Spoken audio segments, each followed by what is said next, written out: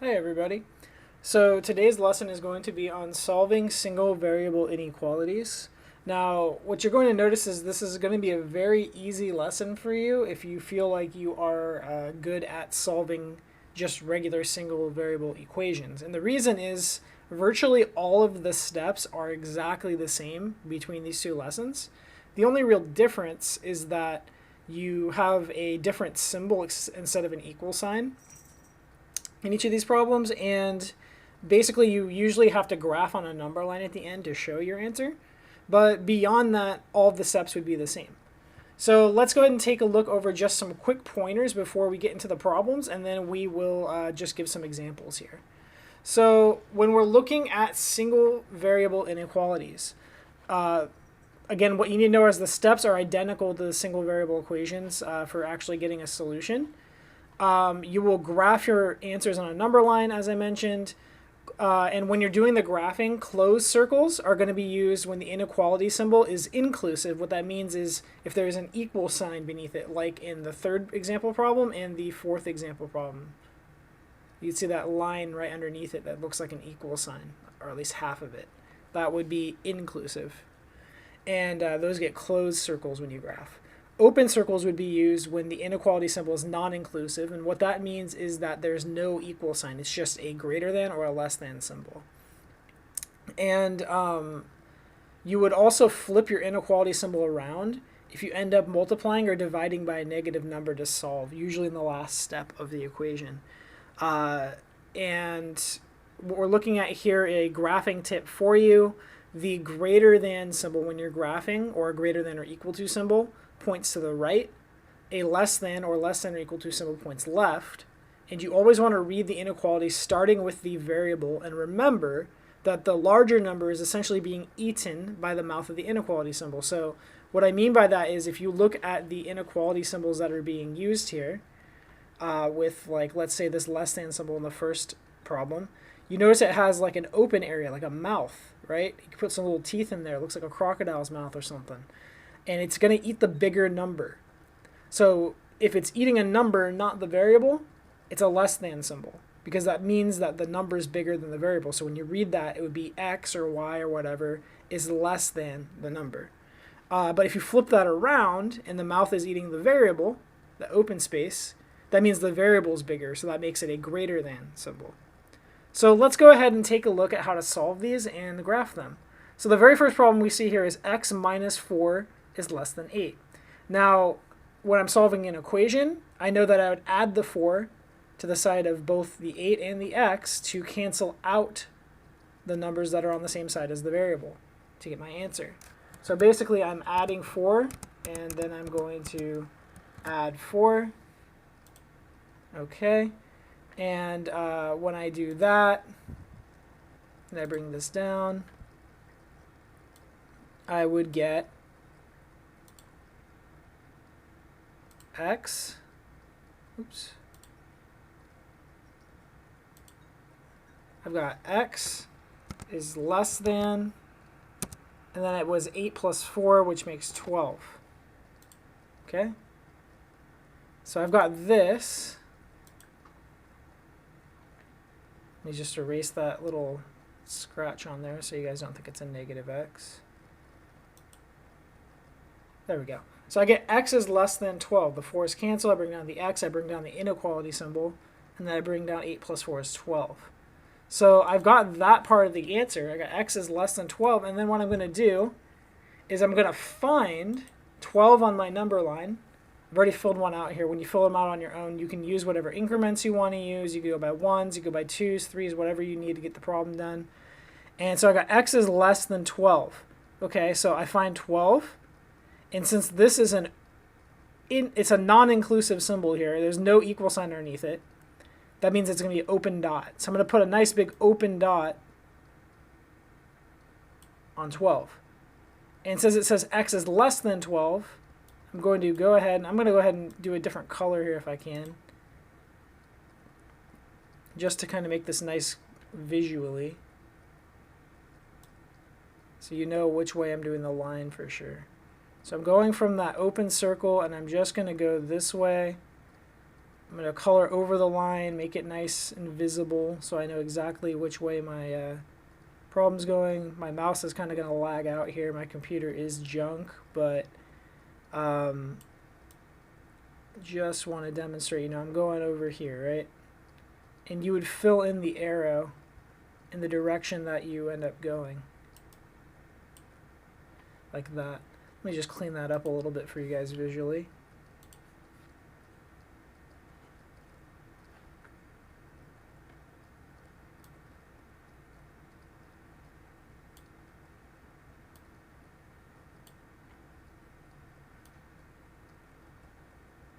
There we go. A little better. So again, it's open circle because there's no equal sign underneath it. You go to the left because it's less than, and then you just color the thing in. That's how you graph that. So that's the first problem here. I'm just going to use the drawing thing so I don't have to go back and forth between the stuff here. But the next problem, I got negative 3k is less than 12. Okay. So to solve this, this is negative 3 times k, so I would divide by negative 3 on both sides. Just going to leave the pen green.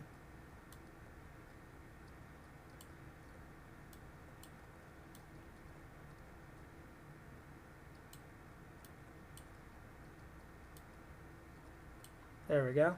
All right, so I divide by negative 3 on both sides. And because I divided by a negative number, I'm going to bring these guys down. I know the negative 3's cancel, so the k comes down. But I'm going to have to flip the inequality symbol around to face the other way. And then I get 12 divided by negative 3 makes negative 4. There we go. So I got k is greater than negative 4. So this doesn't have an equal sign underneath, right? So it's going to be an open circle. I find negative 4, and I put a nice open circle on negative 4. And then it says greater than, so that means I'm going right.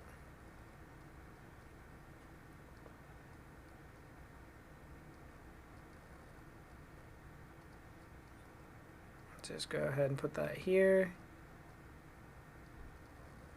And voila, there you go, there's your answer. The next problem, I got a two-stepper, but it's not a problem. It's the same steps that I normally would use, right? So 6m minus 9, I'm going to have to add 9 to both sides first.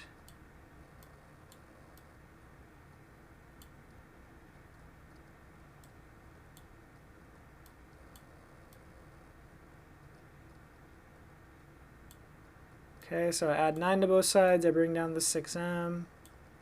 It's going to be huge here since I'm getting lag. I have really, really big stuff, I guess. Negative 15 plus 9 makes negative 6. I'm dividing by 6.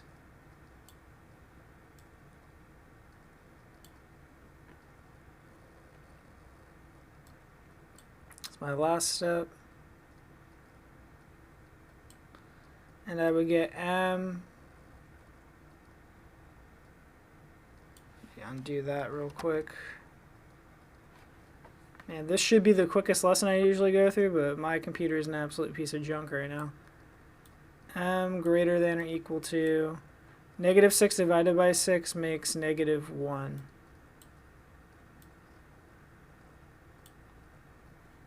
Okay, let me just clean some stuff up for you. And now you might be asking yourself in this particular case, so in the previous problem, I flipped the inequality symbol around when I'm dividing by a negative number in the last step. So why didn't I flip this one around in this particular case? Well, the answer to that question is because when I was doing that last step, the negative sign wasn't with the thing that was with the x, right? It was, in this case, the negative sign was already on the opposite side of the equation.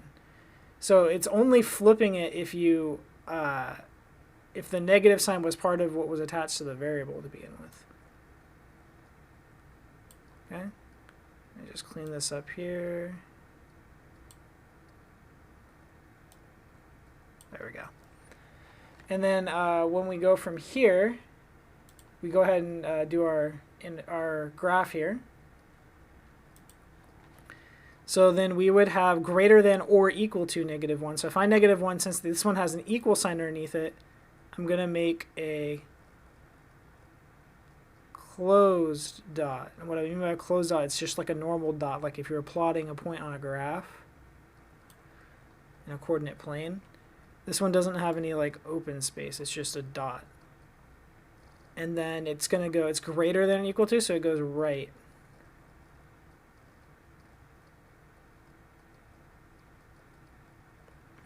Obviously, I would do a lot cleaner right now if my computer wasn't lagging. I will apologize in advance for the very poor quality of this video. Don't have the money right now to get a new computer. Good enough. Okay, and then the last problem here we have is going to be one where we're distributing, right? So when I got this here, I would have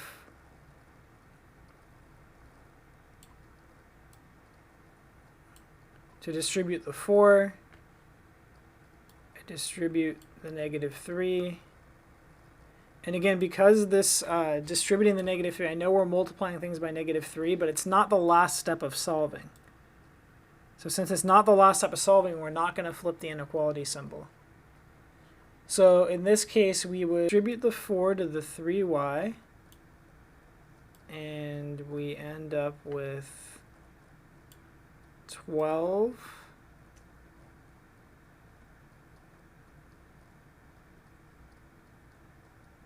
y minus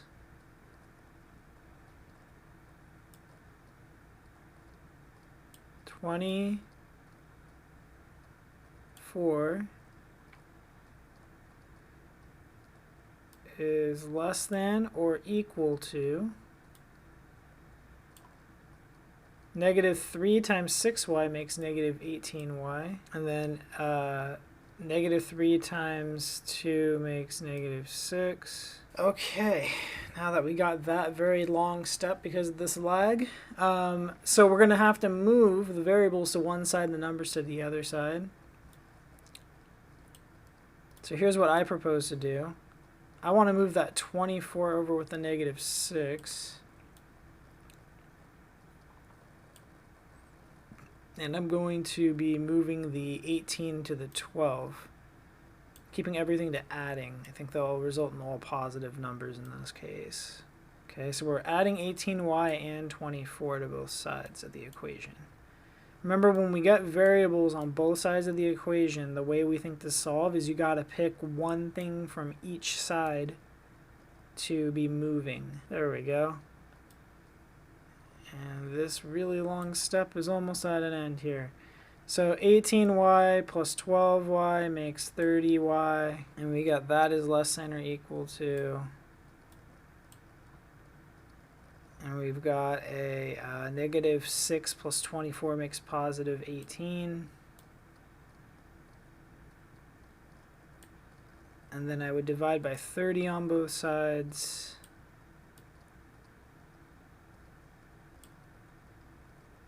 And I intentionally did not make this a whole number because I wanted you guys to see how to deal with fractions on these particular problems.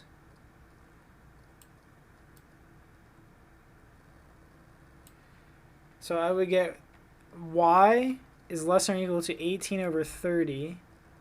And I got to reduce that, right? I know it's going to be 18 into 30 kind of situation here, but 18 doesn't go into 30. So what you got to do is reduce it by the largest number that goes into both. Well, when I think about it, 6 goes into both of these numbers, right? 6 can go into 18 3 times.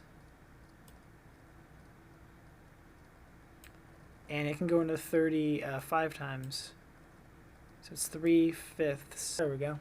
So y is less than or equal to 3/5. Now, when I think about the fraction 3/5, that's a little bit over a half because 3/6 is a half. 3/5 is bigger than 3/5.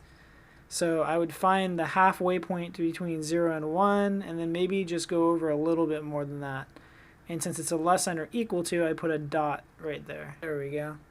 Okay, and then it's less than or equal to, so I'm going to go to the left. Okay, so I got that, and then I can just go that way. And there you have it. Okay, so I know that took probably longer than it should have because my computer was having issues. But I hope that gave you a good idea of how to do these things. You just solve them the exact same way you'd solve an equation. You just got a different symbol in the middle of everything, and then you graph them using the tips above.